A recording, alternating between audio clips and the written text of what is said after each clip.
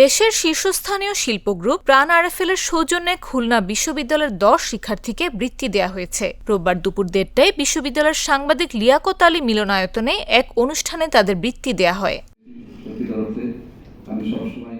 এ সময় প্রধান অতিথি হিসেবে উপস্থিত ছিলেন খুলনা বিশ্ববিদ্যালয়ের উপাচার্য অধ্যাপক মোহাম্মদ রেজাউল করিম। বৃত্তিপ্রাপ্ত শিক্ষার্থীরা হলেন ব্যবসায় প্রশাসন বিভাগের নাদিয়া আক্তার, নুসরাত জাহান বার্ষা, ইশরাত জাহান আখি, মুবিন শেখ, তাসিবুর রহমান, ঋতুপর্ণা সাহা, মরিয়ম খাতুন, চাওন কুমার, মিতা খাতুন ও আয়শা সিদ্দিকী সাদিয়া।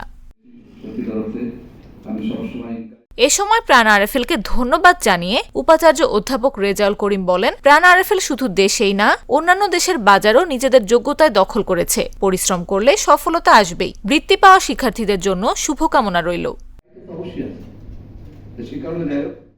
অনুষ্ঠানে অতিথি হিসেবে উপস্থিত ছিলেন উপ উপাচার্য ড মোহাম্মদ হারুনুর রশিদ খান, কোষাধ্যক্ষ অধ্যাপক ড মোহাম্মদ নুরুন নবী এবং প্রাণ আরএফএল-এর কর্পোরেট ব্র্যান্ড ম্যানেজার শেখ হামিম আলী।